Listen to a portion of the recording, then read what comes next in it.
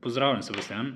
Afera z razkrivanjem vohljaških aktivnosti NSA dobiva vedno večje razsežnosti. Kako razraščen je ameriški obveščevalno-varnostni aparat in kateri so tisti ključni vzroki, ki so omogočili njegov razcvet v zadnjih letih? No, ta aparat pravzaprav se ni razcvetel v zadnjih letih, ampak krepko cveti že kar nekaj desetletij.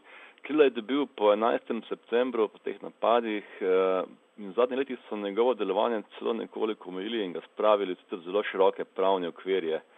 Kar se je spremenilo, je izreden razmah tehnologije in njena uporaba, za česar lahko prisluškujejo skoraj komorkoli, hkrati pa lahko zajemajo ogromne količine podatkov in jih vse bolj tudi analizirajo. V zadnjih dneh se je Obamova administracija poskušala ograditi od nerodnih razkritij prisluškovanja zaveznikom s pojasnili, češ da s tem ni bila seznanjena, da se je to počelo na podlagi nekakšnega avtomatizma obveščevalnih dejavnosti.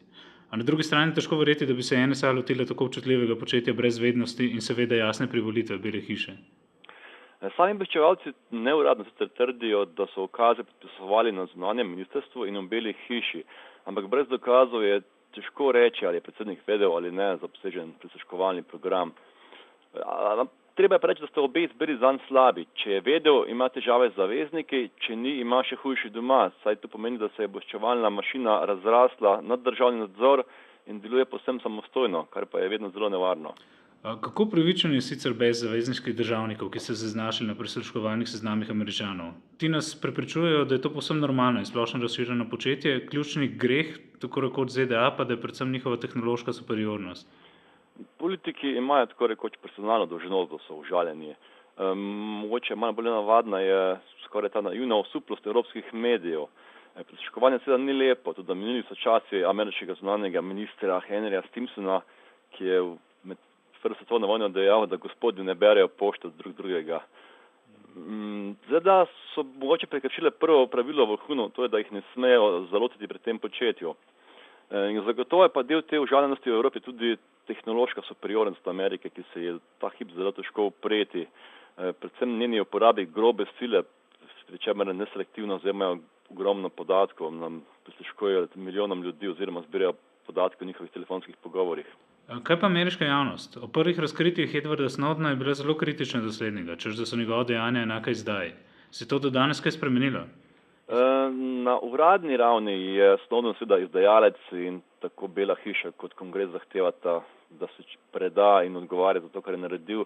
V javnosti pa je njegova podoba se je pravzaprav izboljšala. Na začetku je veljal za zelo slabega fanta, zdaj pa recimo na levici velja za nekaj vstajnaka, ker je razkril obsežen elektronski nadzor in posegel z osebnost.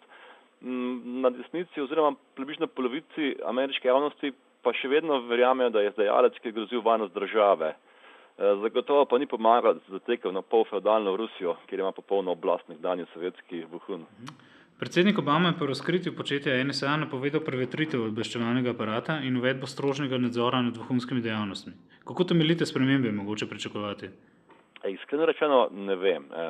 Za zdaj je bila njegova varnostna politika presenetljivo podobna Bushevi. Poskrbel je bolj kot ne samo za kozmetične olepšave. Če je Bush osumljence mučil v skrivnih zaporih, jih Obama pobija sproti. Predvsem pa je Obama prestrige proti vsem, ki so na to opozarjali. Njegova vlada je že do sedaj pregnala več žvižgačev kot vsi predsedniki pred njim skupaj. Ampak vseeno se zdi, da pritisk javnosti in politikov je vse močnejši, tako da lahko pričakujemo vsaj nekaj sprememb in omejitev pri posegih v zasebnost Američanov. Seveda, samo Američanov. Kaj lahko zadnje razkritje in omajano zaupanje zaveznikov pomenijo za položaj ZDA v svetu in konec koncev za njihovo varnost? Snowdenove objave so neprijetne, pa vprašanje, ali bodo povzročile kaj več kot trajen zastoj. Zdi se, da obveščevalci že sedaj naprej sodelujejo tako kot pred razkriti. Morda so jih ta celo zbližala, saj če človek posluša razpravo Merkelove in Holanda, govorite o povrnitvi zaupanja, kar se med vasicami bolj kot ne sliši kot želja po podobnem statusu, kot ga imajo ostale članice kluba petih oči. To so ZDA, Velika Britanija, Kanada, Avstralija in Nova Zelandija. Ti se namreč delijo obveščevalne podatke, pri čemer pa so sklenjene na kakšnem paktu v vohunskem napadanju. Dejstvo pa je, da so ZDA še vedno temeljni kamen za evropsko varnost. Recimo, vprašamo Bošnjake, kaj si mislijo o evropskih varnostnih zagotovilih in kaj o ameriških. Sebastian, hvala za pojasnila. Lep pozdrav v New York. Lep pozdrav.